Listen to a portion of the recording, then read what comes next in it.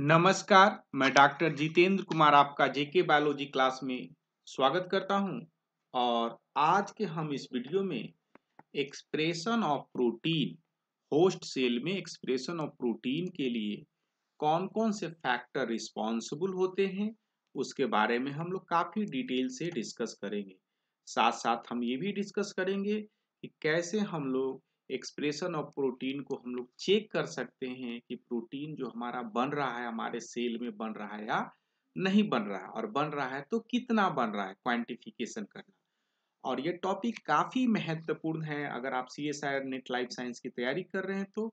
और मैं इससे संबंधित कुछ सवाल को जो सीएसआईआर नेट लाइफ साइंस में पूछे गए हैं, कुछ सवाल के बारे में मैं डिस्कस भी करूंगा। तो आइए हम लोग एक्सप्रेशन ऑफ प्रोटीन और उससे संबंधित जो फैक्टर रिस्पॉन्सिबल है और कैसे उसको हम लोग वैलिडेट कर सकते हैं एक्सप्रेशन ऑफ प्रोटीन, इसके बारे में हम लोग देखते हैं। सबसे पहला चीज कि expression of protein host cell में हम लोग क्यों करते हैं। तो जब भी अगर हमको कोई डिजायर जीन है, मान लीजिए कोई डिजायर जीन एक्स है, तो हम चाहते हैं कि इसका प्रोटीन हम बहुत मात्रा में बनाएं और उसका उपयोग हम लोग अपने काम के लिए, डिजायर काम के लिए करें। तो उस परिस्थिति में हम लोग कैसे करते हैं, तो हम लोग करते हैं सबसे पहले क्या कि डिजायर जीन को हम लोग क्लोन करते हैं एक्सप्रेशन वेक्टर में। तो मान लीजिए अगर एक्स है तो एक्स को हम लोग क्या करते हैं, अपना एक्सप्रेशन वेक्टर में क्लोन करते हैं। ध्यान रखना है, क्लोनिंग वेक्टर और एक्सप्रेशन वेक्टर दो डिफरेंट चीज होता है। और एक्सप्रेशन वेक्टर में हम लोग क्लोन करते हैं क्योंकि हम चाहते हैं कि प्रोटीन बने। सिंपल भाषा में क्लोनिंग वेक्टर और एक्सप्रेशन वेक्टर में क्या अंतर है। एक्सप्रेशन वेक्टर में बेसिकली प्रोटीन के एक्सप्रेशन के लिए जो जो रेगुलेशन के लिए जो जो फैक्टर या जो जो कंपोनेंट रिस्पॉन्सिबल वो मौजूद रहते हैं। क्लोनिंग वेक्टर में हम लोग सिंपली इसके नंबर को बढ़ाने की बात करते हैं। ठीक है, तो यहाँ हम एक्सप्रेशन की बात कर रहे हैं तो हमेशा हम लोग किसका इस्तेमाल करते हैं, एक्सप्रेशन वेक्टर का हम लोग इस्तेमाल करते हैं। क्लोनिंग वेक्टर में सिर्फ नंबर ऑफ कॉपी हम लोग बढ़ाएंगे। अब दूसरा चीज क्या है कि जैसे ही अगर आपने एक्सप्रेशन वेक्टर में क्या कर लिया, जीन डिजायर जीन को क्लोन कर लिया है, तो उसको हम लोग होस्ट सेल में ट्रांसफॉर्म करेंगे। यहाँ पर मैं एग्जांपल के लिए हम लोग bacteria cell as a host cell हमने लिया है और बैक्टीरिया सेल में अपना जो डिजायर प्लास्मिड है उसको क्या कर रहे हैं, ट्रांसफॉर्म कर रहे हैं। ट्रांसफॉर्म करने के डिफरेंट मेथड होते हैं, कभी हम उसकी बात करेंगे, लेकिन कॉमन मेथड है हीट शॉक। अगर आप बैक्टीरिया को साथ में प्लास्मिड को रखते हैं और थोड़ी देर के लिए हीट शॉक करते हैं तो बैक्टीरिया के अंदर ये प्लास्मिड चला जाता है। और एक बार जब बैक्टीरिया के अंदर ये चला गया तो ट्रांसफॉर्म सेल को हम लोग क्या करते हैं, ग्रो कराते हैं। और ग्रो कराने के बाद करते क्या, इसको इंड्यूस करते हैं। इंड्यूस मतलब कि आपका जो डिजायर जीन है उसका प्रोटीन बनने लगेगा। ठीक है, तो इंडक्शन करते हैं। तो जैसा प्रमोटर में इंड्यूसिंग एजेंट है उसी के अनुसार हम लोग इसका इंडक्शन करते हैं। तो इंडक्शन करने के बाद क्या होगा, आपका जो डिजायर प्रोटीन है बहुत मात्रा में प्रोटीन बन जाएगा। तो आप देख सकते हैं ये आपका डिजायर जीन है, प्लास्मिड के फॉर्म में है, और ये क्या है आपका जीनोम है, बैक्टीरिया का जीनोम है, और ये अपना डिजायर जो जीन है इसे प्रोटीन बना जब आपने इंडक्शन कर दिया। तो फिर उसके बाद क्या करते हैं हम लोग, लाइसिस करते हैं और प्रोटीन को प्यूरिफाइड करते हैं। तो लाइसिस कर देते हैं, ब्रेकेज कर सकते हैं, सेल मेम्ब्रेन को अगर ब्रेक कर दिए तो सारे जो कंपोनेंट हैं सेल के, जैसे प्रोटीन और जो प्लाज्मिड, सारे बाहर निकल जाते हैं। लेकिन हमारा जो इंटरेस्ट है इस प्रोटीन में इंटरेस्ट है, और इस प्रोटीन को हम लोग फर्दर प्यूरिफिकेशन करते हैं। वो डिफरेंट तरह के मेथड है, उसके बारे में कभी हम लोग बात करेंगे, लेकिन हम लोग प्रोटीन को प्यूरिफाई कर लिए। तो सबसे बड़ा महत्वपूर्ण सवाल जो पूछा जाता है एग्जामिनेशन में, अब उसकी बात करते हैं हम लोग। पहले बात कि क्या फैक्टर है जो रिस्पॉन्सिबल है एक्सप्रेशन ऑफ प्रोटीन का।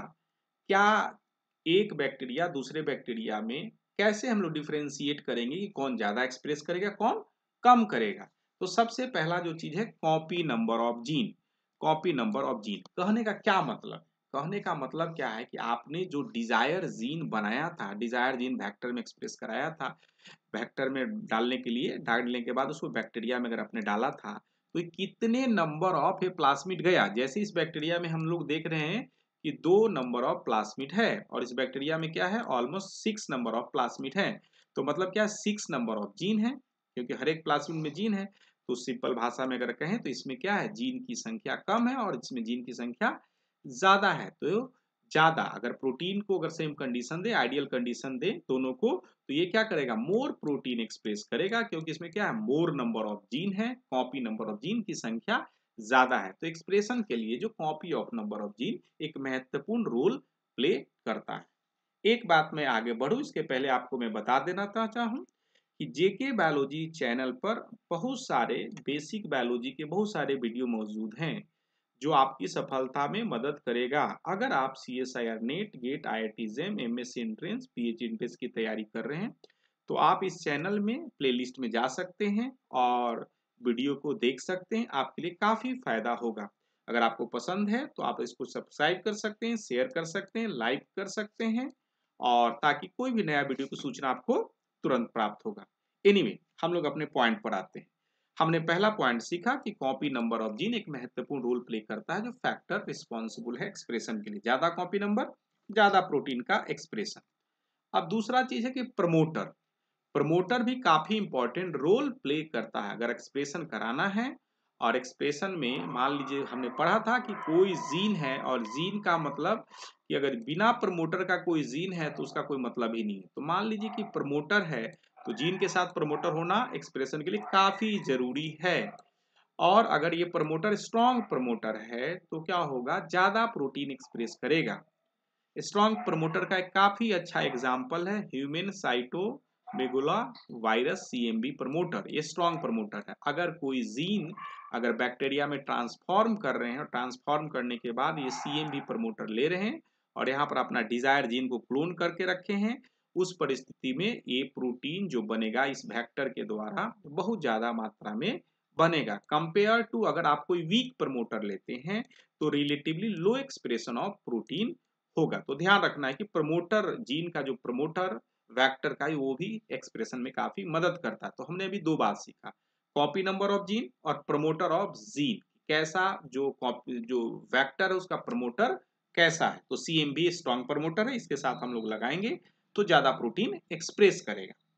चलिए, तीसरी महत्वपूर्ण बात, location of gene in A host, location of A gene in A host. जो अगर आप जैसे दो बात है, अगर आप क्लोनिंग कर रहे हैं तो दूसरी बात है कि कभी कभी जो हम लोग क्लोन करते हैं सेल में, तो मान लीजिए कि एक तो हुआ कि बैक्टीरिया में क्लोन किए तो डायरेक्ट यहाँ पर प्लास्मिड है तो एक्स्ट्रा क्रोमोसोमल एरे है, लेकिन कभी कभी हम लोग जीनोम में भी कर देते हैं, इंटीग्रेट कर देते हैं, जैसे कि जेनेटिक इंजीनियरिंग करते हैं तो TI प्लास्मिड के द्वारा जीनोम में इंटीग्रेटेड कर दिया जाता है।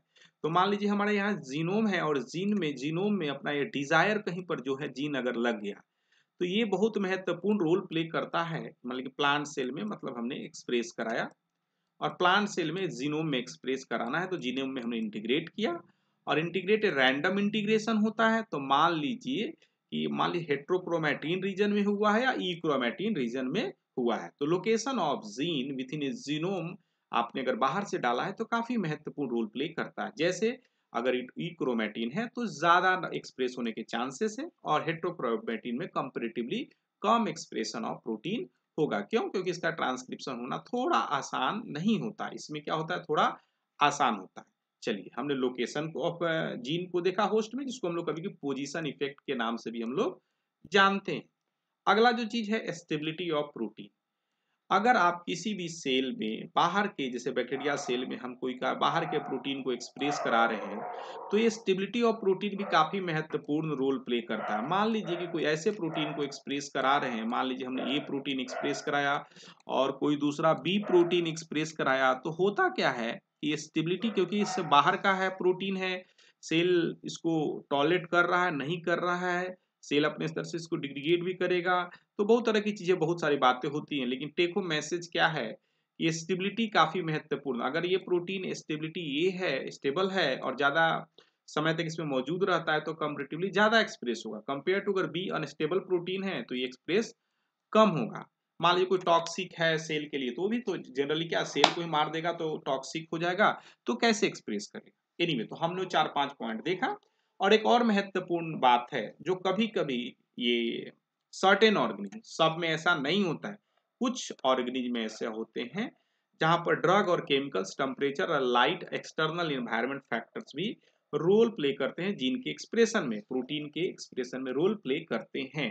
जनरली सब में ऐसा नहीं होता है, सर्टेन ऑर्गेनिज्म अपवाद है कि टेम्परेचर, बाहर का टेम्परेचर, लाइट, जैसे प्रोटीन की ही अगर बात करें, टेम्परेचर की बात करें, तो बैक्टीरिया का जो एक्सप्रेशन है वो टेम्परेचर में चेंज हो सकता है। अगर लो टेम्परेचर पर या हाई टेम्परेचर पर ये डिफरेंट तरीके से एक्सप्रेशन प्रोफाइल शो करेगा। तो एक तरह का ये जो फैक्टर्स है कहीं ना कहीं एक्सटर्नल फैक्टर है जो कम से कम आपके जीन के एक्सप्रेशन को या जीन से प्रोटीन बनने की प्रक्रिया को प्रभावित करता है। अब देखते हैं, अब अगला सवाल है कि कैसे हम लोग एक्सप्रेशन को चेक करें, प्रोटीन एक्सप्रेशन को हम लोग कैसे चेक करें। अगर हमारा सेल है और सेल में बैक्टीरियल सेल है, अगर ये प्रोटीन बना है तो हम लोग कैसे चेक कर सकते हैं कि प्रोटीन बन रहा है या नहीं बन रहा है, या कितना बन रहा है, एक्सप्रेशन हो रहा है या नहीं हो रहा है। तो इसका सबसे अच्छा जो तरीका है, वेस्टर्न ब्लॉट कर सकते हैं और इलाइसा कर सकते हैं। दोनों आपको बताता है कि प्रोटीन एक्सप्रेस कर रहा है या नहीं। तो इसके लिए आपको चाहिएगा आपका डिजायर एंटीबॉडी चाहिए। मान लीजिए कि कोई प्रोटीन ए है और प्रोटीन ए है तो प्रोटीन ए कितना बन रहा है, इसके लिए आपको चाहिए दोनों चीज के लिए, दोनों चीज के लिए आपको क्या चाहिए, एंटी ए प्रोटीन मतलब एंटी एंटीबॉडी चाहिए जो इसको बाइंड करेगा। ज्यादा प्रोटीन एक्सप्रेस होगा, ज्यादा बाइंडिंग होगा, ज्यादा सिग्नल होगा। और हम ने अलग से वेस्टर्न ब्लॉट और इलाइसा के लिए वीडियो बनाया है जिसका मैं लिंक डिस्क्रिप्शन बॉक्स में डाल दूंगा, आप चाहें तो उसको देख भी सकते हैं।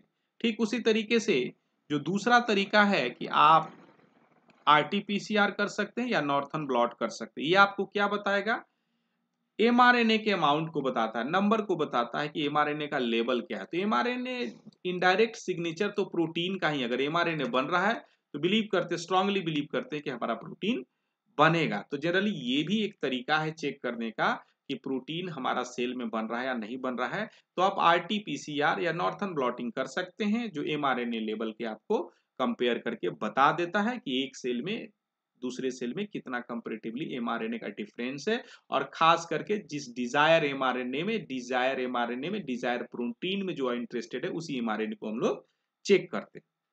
अब आगे की कहानी को हम लोग थोड़े समझते हैं। शॉर्थर्न ब्लॉटिंग, इसका इस्तेमाल हम लोग एक्सप्रेशन को चेक करने के लिए नहीं करते हैं।